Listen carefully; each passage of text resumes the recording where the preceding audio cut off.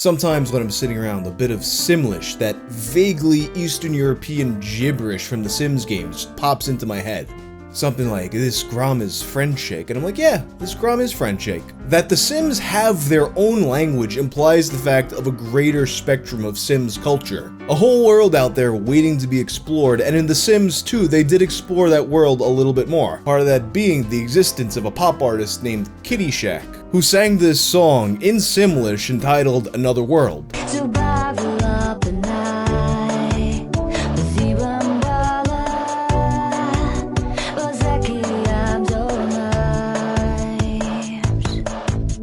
It's a catchy song despite, the words not being words, which is really quite an accomplishment.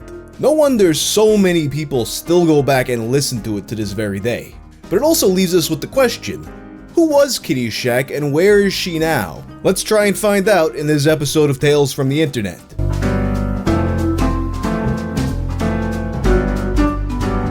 This video is sponsored by NordVPN. You ever go to watch a movie or stream a song that you like, and all of a sudden, hey, it's not available in your region, but it is available in other regions? There's many such cases, but with Nord servers in over 60 different countries, I can make it look like I'm actually somewhere else and watch region-locked media to my heart's content.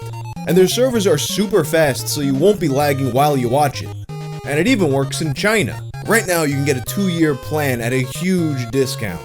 Just go to nordvpn.com/wang and use code WANG for an additional month for free. It's risk-free with Nord's 30-day money-back guarantee. That's nordvpn.com/wang and code WANG to take control of your internet. The mystery of Kitty Shack is one that's bubbled up online from time to time. And it's a hot topic once again after a post in X 4chan's paranormal board went viral. After the Twitter account XTakes reposted it on Twitter, people started asking me to look into it. So let's see what we can find. The post on X goes as follows. I don't know if you remember The Sims 2 for the PS2, but in that game, there was a song in Simlish called Another World by one Kitty Shack. I wanted to know what had become of her almost 20 years after that game came out, but looking her up online only brought more questions than answers. No activity online on her end for years now, all that remains being a dead Twitter account at Kitty Shacky and a blog, similarly dead. All throughout her online presence, she posted photos of actress Carrie Lynn Pratt or musician Britney Spears and claimed it was her, while also stealing her music videos. Her email is dead and her biography is just plain bizarre. What do we make of this? I'm pretty sure Kitty Shack could just be a fake artist made up by the studio, but why would they go so far as to push it to the internet to the point of stealing artist identity, images, and music videos, make an entire blog with a fake biography, and manage a Twitter account that ran up to 8 years after The Sims 2 was released? If it was a fan of someone with one song in Simlish, same questions apply. Also, before you ask, the only genuine photo we have of her is the one attached to this post. I could trace every other thing to KLP or Britney Spears, but this is the only genuine Kitty Shack there is. What's up with her? First impressions, I think it's basically a certainty that the name Kitty Shack was a pseudonym made up by the developers. As games around this time start to have more and more real music on their soundtracks, a few times you would have these fake artists mixed in. You produce a song in-house and put a fake artist name in there to kind of world build a little bit. One of my favorite examples of this is the song from GTA 2, God Bless All the Universe. Jesus, my savior, my favorite flavor. I prefer God to my kids. If you look at the credits, this song was made by Reverend Rooney and the Rockstar Choir, like Rockstar Games. Despite not being terribly into gospel music, this song would just get stuck in my head all the time, so I looked them up to see if they had anything else. And what I found was that this song was performed by Stuart Ross and Craig Connor, who performed a lot of songs on the GTA 2 soundtrack.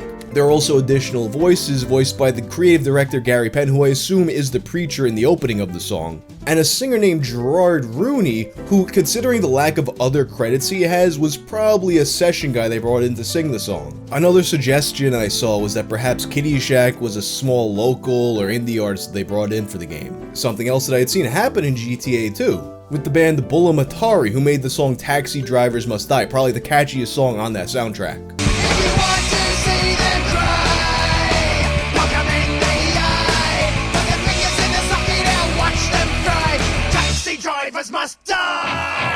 After reading about Reverend Rooney, I had assumed that this too was a fake band that made stuff for the game, but actually these guys were a legitimate punk band with a few other songs unrelated to the game. But that being said, it would be kind of goofy if there was just some independent artist out there just making songs in Simlish. Like, maybe I could see someone doing that today in 2021 as a kind of like a, you do this thing that's tied to a popular game and you go viral online, like that kind of approach. But I just don't see someone taking that route back then. In my opinion, whoever sang this song was almost certainly a hired session musician. And unfortunately, the credits for Sims 2 aren't as clear-cut as the credits for GTA 2. Sims 2's music was produced by Mark Mothersbaugh, who you might know as the singer and main songwriter of the band Devo. There's also several other musicians credited in the game, and I searched the female names that turned up looking for the singer. Most of the names I searched just didn't really turn up any results, or they weren't vocalists, but there were a few that came up. One was Jamie Myers, who sang for the metal bands like Flies on Flesh and the Hammers of Misfortune, and she has a song from Sims Bustin' Out credited to her.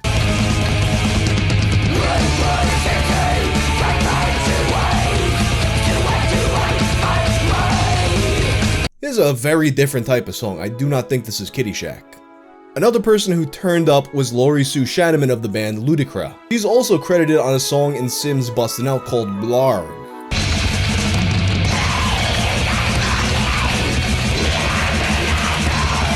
Also a metal vocalist, I don't think this is Kitty Shack. A third possibility that turned up from the credits was Sunshine Becker, a singer who at one time performed with Further, a band consisting of former Grateful Dead members.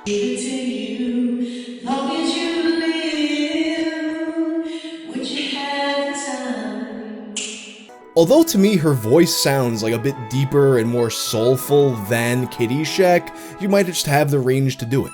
For that matter, I suppose it's also possible that the metal vocalists could have done the song, but it seems unlikely that they would hire them for both a metal song and a pop song. As of now though, we do not know who sang as Kitty Shack, but I think it's likely someone in this list of names. Now, some people have attributed the song to someone not in this list, a singer named April Start. And I believe this is due to a misconception caused by the really weird online presence of Kitty Shack. So let's take a look at this bizarre Kitty Shack blog. Some thought that this might have been a stunt done by EA to promote the game. And in this time period, we're looking at stuff like this being relatively new and popular. A lot of reality-bending online promotional stuff with movies and games. Someone in a movie mentions a website, you go and it's a real website and you're like, wow! But this theory just doesn't pass the smell test to me for several reasons. For starters, if they were doing this to promote Sims 2, it would have began in 2004 when the game came out, but it did not. By the time this started, and throughout the decade it persisted, EA had a lot of other games they could have been promoting. And also, a lot of the things that this online Kitty Shack persona did would have gotten EA in legal trouble if they were behind it. And I just don't see EA playing so loosey-goosey with their marketing like this. All that being said, whoever did do this is safe to say is kind of a weirdo. Let's begin by taking a look at the Kitty Shack blog itself, which was created on February of 2014, 10 years after the game came out. Here's the biography that's on the blog. Biography. Kate Seymour Pratt, also known as Kitty Shack, and if you Google Kate Seymour Pratt, you only get this blog itself as well as a Spanish article written about this mystery, is an American singer-songwriter-actress born in Kentwood, LA. At 2004, she moved to LA to sign with The Sims 2 to record her song Another World to the game and won some money. And that right there is just not how this works at all. You don't sign to a video game like it was a record label. If anything, she wouldn't be performing quote-unquote her song. She would be hired as a musician to perform the songs that were written for the game. Also, won some money like she was on a game show? It's called getting paid. According to an interview, the singer was broke, but the song and her talent gave her $50,000. In 2006, she recorded All About You. The single didn't make so much money. Make, of course, being the past tense of make. After it, she just got a job of actress in a few movies, and sometimes she worked singing at a few coffee houses around LA. After all, this is why they call LA the land of broken dreams. And of course, all of these pictures ostensibly of Kitty Shack are of other people. The childhood picture is Jennifer Aniston. The last picture is of the actress Carrie Lynn Pratt. Now, if you reverse image search the second image, the one that's supposed to be the real Kitty Shack, only the Kitty Shack blog turns up. But then someone in the 4chan thread found that this is actually just from porn. So whoever made this blog just happened to have this random naked blonde chick on his computer and was like, hey, I'm gonna make this Kitty Shack. The blog also has song lyrics listed for these songs, including Another World in English and not in Simlish. Let's compare. Okay, that actually matches up, I can hear it. That one not so much. Sounds like something about a zebra umbrella. Alright, I can hear it again.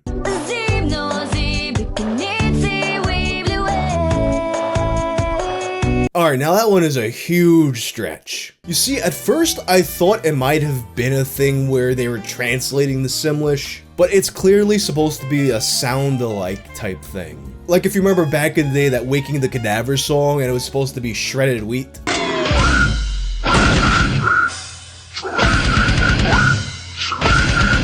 Or the Trivium one that was like, it's a curse that makes these wands out of Opeth. So if there was any doubt before, this person is definitely not connected to EA. They're just making up their own headcanon. Next point of interest is the Twitter account Kitty Shacky, created in 2013, a year before the blog.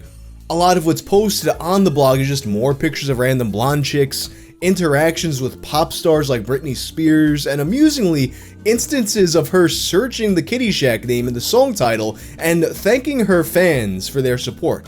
She also posts links to her YouTube channel, which was created on February 7th, 2014, same time as the blog. And the day the channel was created, Another World was uploaded. The next day, she posted her elusive song, the one that maked her less money, All About You. Except wait a minute, YouTube's automatic copyright algorithm says that this song is actually All About You by April Start. And now, this right here is why people think that April Start was the one who sang Another World in the Sims game. But that's not what that means. What that means is basically this person just took a random song and said it was Kitty Shack. And then later on the same day, she posts a music video for the song, which is just low quality footage, super low quality footage from some teeny bopper cheerleading movie that I don't know what it is. I'm sure someone watching does. And then the next day she posts Britney Spears Rockstar and says it's Kitty Shack Rockstar. And the day after that, the last track would be posted. This time, it's Sims 2 Chameleon, labeled as Kitty Shack featuring the Humble Brothers. It's an actual song from Sims 2, but Sims 2 just says it's by the Humble Brothers. And after that, this person basically vanishes from the internet. But this all actually does go back a lot further. On the Twitter account at some point, she links back to MySpace. You go to the MySpace, which was created on June 24th of 2006, 8 years before the blog, 2 years after the game was released, and it has a bio. Hello, my name is Catherine McDuff. And in case you're curious, that name does not turn up anything either. AKA Kitty. Welcome to my MySpace. I am a solo artist. I have a recorded and whole unreleased album. My two most popular songs are Another World and All About You. Well, send me a comment, message, or feedback. Mwah. Consistent broken English across a decade. The blog posts on the MySpace are unfortunately not archived, but there is a link to a Yahoo group. In the Yahoo group, there's not really anything about Kitty, but in the archive of the group, there's a single post on the same day it was created, June 24th, 2006, entitled Kitty in No Blonde Article, and it links to an article on a site, winglitch.com. Articles, The End of Blondes. In the article, the author basically just talks about how blonde hair may be bred out of humans within 200 years due to how genetics works. It doesn't appear to have anything to actually do with Kitty Shack, and considering that the site is mostly just tutorials on tech stuff and graphics, it's kind of a weird article. And in every archived version of this article, the image inside of it is broken, but I assume that it is one of the images that were used to represent Kitty Shack at some point. It makes me wonder if the person behind these Kitty Shack blogs was someone connected to this website, but absolutely no information is given about the people who created it. And this is basically where the trail runs cold. But one thing that, as I go through all this, that's really strange that sticks out to me and I just can't really figure out what the deal with it is. Why was there such a big gap between the Kitty Shack pages? The MySpace and the Yahoo group get made in 2006. And then nothing happens for 7 years, then all of a sudden we have a Twitter account and a blog that refers back to these old pages. It makes me wonder if there wasn't actually two people who for some reason felt inclined to LARP as Kitty Shack from The Sims 2. But considering the similarities between these two phases of the character, maybe it really was just a person who decided to take a 7-year break in the middle of their LARP. It's a very strange mystery, and I can't help but think that maybe one day we'll see a continuation of this. But anyway, that's all for Kitty Shack. If you like this video, check out my video about the caper to leak Tool's last album. Also, check out my new shirt designs based on the evil farming game. I'm out.